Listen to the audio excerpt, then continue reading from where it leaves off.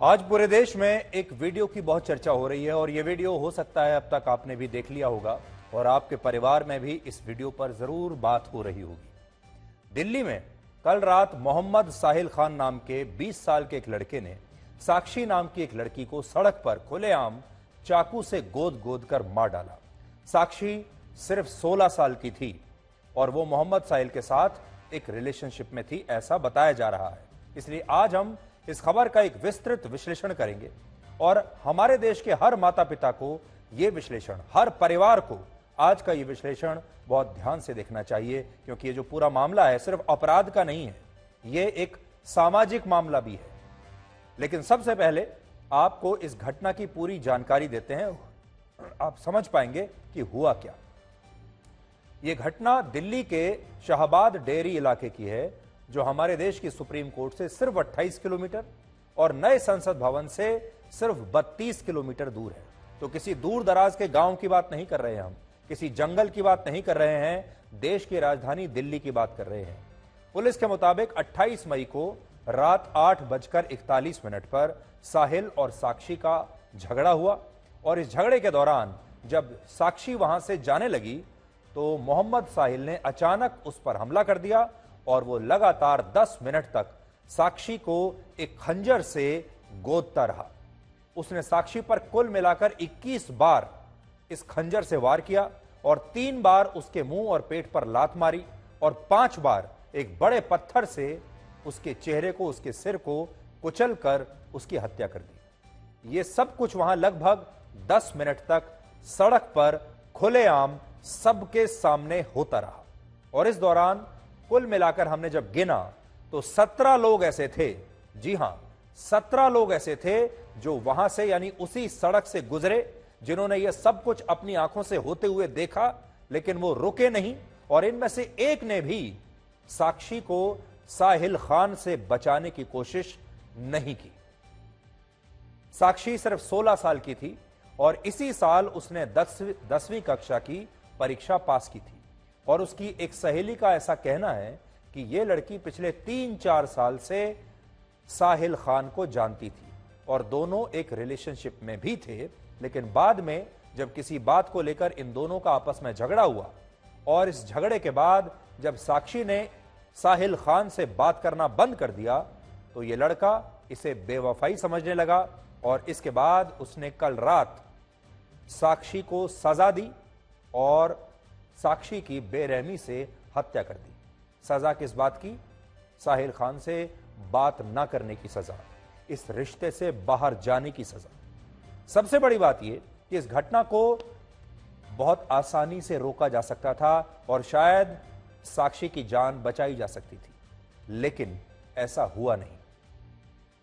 जब साहिल खान नाम का यह लड़का साक्षी को बार बार चाकुओं से गोद रहा था, तब वहां इसी गली से कुल मिलाकर 17 लोग गुजरे, लेकिन इनमें से किसी भी व्यक्ति ने साक्षी को बचाने की कोशिश नहीं की। यानी ये लोग जिंदा मुर्दों की तरह वहां से गुजर गए और दुख की बात यह है कि इनमें से किसी ने भी एक बार भी यह नहीं सोचा कि अगर वो थोड़ी सी भी हिम्मत दिखाए तो उनकी हिम्मत से 16 साल की इस लड़की की जान बच सकती है।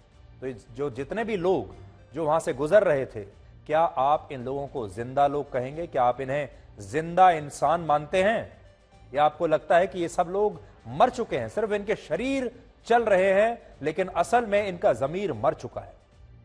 दिल्ली को अक्सर दिल वालों का शहर कहा जाता है, दिल वालों की दिल्ली कहा जाता है, लेकिन यह घटना बताती है कि दिल्ली अब पत्थर दिल वालों की दिल्ली बन चुकी है और वहां लोगों के सीने में दिल तो धड़क रहा है, उनकी सांसें भी चल रही हैं, हाथ पैर भी चल रहे हैं, लेकिन एक समाज के तौर पर ये सारे लोग शायद मर चुके हैं या इन लोगों ने अपनी संवेदनाओं का खुद से ही कत्ल कर दिया है।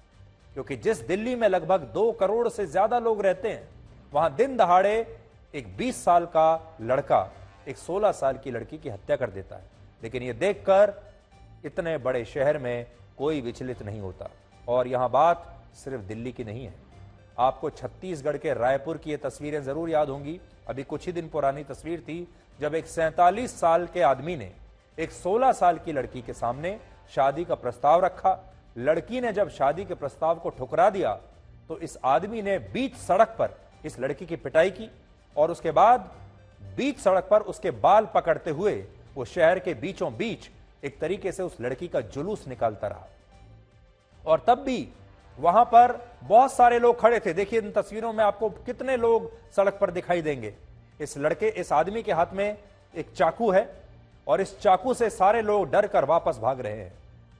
पूरा की पूरा शहर सड़क पर देख रहा है कि इस लड़की के साथ क्या हो रहा है, लेकिन किसी ने भी मदद नहीं की। यानी एक भी दिलेर आदमी इस शहर में नहीं है। और वही दिल्ली में भी हुआ।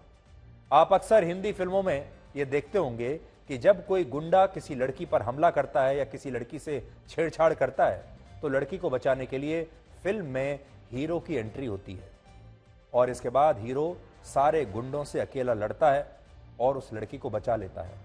और फिल्मों में इस तरह के सीन जब आप देखते हैं तो आप बहुत खुश होते हैं, आप तालियां बजाते हैं। लेकिन सच्चाई कड़वी होती है, हकीकत में ऐसा नहीं होता। हकीकत में समाज ऐसी घटनाओं पर एक मुर्दा बन जाता है और पत्थर दिल लोग किसी की जान बचाना भी बिल्कुल जरूरी नहीं समझते। इसी को कलयुग कहते हैं। किसी के पास इतनी फुर्सत ही नहीं है, समय ही नहीं है, हिम्मत ही नहीं है। हमारे देश का कानून कहता है कि अगर कोई व्यक्ति लोगों के सामने किसी की हत्या कर देता है तो इसमें वहां मौजूद लोगों का कोई दोष नहीं माना जाएगा। यानी लोग अगर चुपचाप हत्या को देखती भी रहेंगे तो लोगों का इसमें कोई दोष नहीं माना जाएगा, उन पर कोई कार्रवाई नहीं हो सकती। और इस लिहाज से इन लोगों का कोई दोष नहीं है, इन लोगों का कोई अपराध नहीं है।